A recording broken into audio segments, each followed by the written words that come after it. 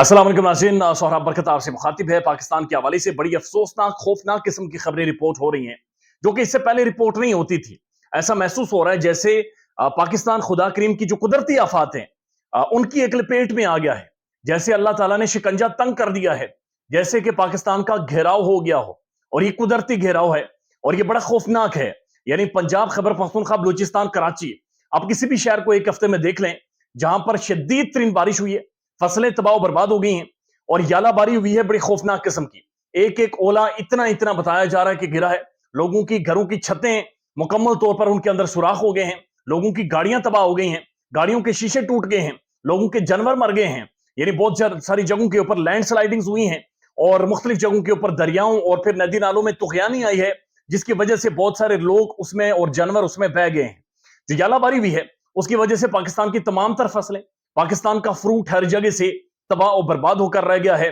और अब आप ये कह सकते हैं कि फूड क्राइसिस पाकिस्तान के अंदर आने वाले टाइम में डेवलप हो जाएगा, क्योंकि आपके पास किसी भी तरह की जो फसल थी वो अब नहीं बची और ना ही आपके पास कोई फ्रूट बचा है। यानी मुख्तलिफ इलाके जो फ्रूट प्रोड्यूस करते थे, आजाद कश्मीर के इलाके, गिलगित बल्तिस्तान हो गया, ये फिर उनजा के मुख्तलिफ इलाके हो गए, वहां पर मुकम्मल तौर पर फल तबाह और बर्बाद हो चुका है और उसकी वजह यालाबारी है। उससे पहले आपने देखा कि जलजालों का एक सिलसिला था जो पाकिस्तान में शुरू हुआ और हर कुछ घंटों के बाद रिपोर्ट होता था कि मुख्तलिफ जगहों के ऊपर जलजला आया है। और उसके बाद ये गैर मामूली बारिशें, शदीद बारिशें, जिनका सिलसिला ये बताया जा रहा है कि अगले 3 हफ्तों तक जारी रहेगा, लेकिन हो सकता है कि इससे भी ज्यादा हो। अब पाकिस्तान सबसे ज्यादा मुतासिर हुआ है। हमारे पड़ोसी मुल्क के मुकाबलों में भी पाकिस्तान सबसे ज्यादा मुतासिर हो रहा है। ऐसा महसूस हो रहा है जैसे कोई इज्तमाई तौर पर गुनाह हुआ है। ऐसे महसूस हो रहा है जैसे जो इस मुल्क में लोगों के साथ ज्यादतियां की जाती रही, जैसे इस मुल्क में जो गरीब का इस्तेसाल किया जाता रहा, जो गरीब की गुर्बत का मजाक उड़ाया जाता रहा, जो इस मुल्क के गरीब को सड़कों के ऊपर खड़ा किया गया, सिर्फ फाटे की लाइनों में गरीब को खड़ा किया गया, उसके घर से निकालकर उसकी जमीनों के ऊपर कब्जा किया गया, हुकूमतें तब्दील की गई, उसके बाद रियासत के साथ खिलवाड़ किया गया। वो चीजें अब बाकायदा से वो नजर आ रही हैं कि अब कुदरत का भी एक नेचर है, यानी कर्मा भी कोई नेचर है और कुदरत भी एक टाइम पर आकर रिएक्ट करती है। फिर कुदरत जब मुड़कर देखती है तो बहुत सारी चीजें मुश्किलात हो जाती है, फिर बहुत मुश्किलें पैदा हो जाती हैं। और अब ऐसा ही महसूस हो रहा है जैसे मुश्किलात का सिलसिला शुरू हो गया है। एक तरफ भारत हमें आंखें दिखा रहा है, हमारा फॉरेन मिनिस्टर गया, हाथ मिलाने के बजाय उन्होंने धुतकार कर उसे वापस भेजा है, लंगड़ा करके हमारे फॉरेन मिनिस्टर को वापस भेजा है। और दूसरी तरफ मुल्क के अंदर जो पॉलिटिकल इंस्टेबिलिटी है वो इस हद तक पहुंच गई है कि साबिक वज़ीर आज़म बाकायदा से रैलीज में खड़े होकर कह रहे हैं कि मुझे ये मरवाना चाहता है, ये मरवाना चाहता है।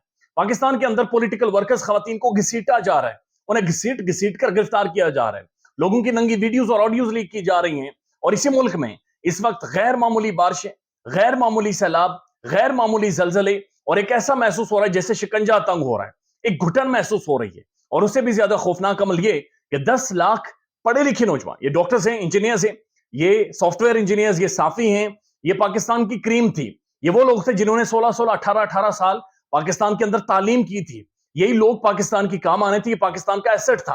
कोई मिडिल ईस्ट चले गए, कोई यूरोप के अंदर बैठे हुए, कोई बर्तानिया जा रहे हैं, कोई डंकी मारकर जा रहे हैं तुर्की के जरिए यूरोप में, और कुछ लोगों की जानें चली गई हैं बाकायदा से समुंदर पार करते हुए ताकि यूरोप के किसी मुल्क में जाएं और कम से कम रोजगार कमा सकें। रमजान के महीने में लोगों के पास इतने पैसे नहीं थे कि वो एक मामूली फ्रूट यानी कि खास तौर पर खजूर खरीद सकें जिससे वो रोजा इफ्तार करते हैं। बड़ी बुरी हालत इस मुल्क की हो गई है और अब कुदरत भी रिएक्ट कर रही है।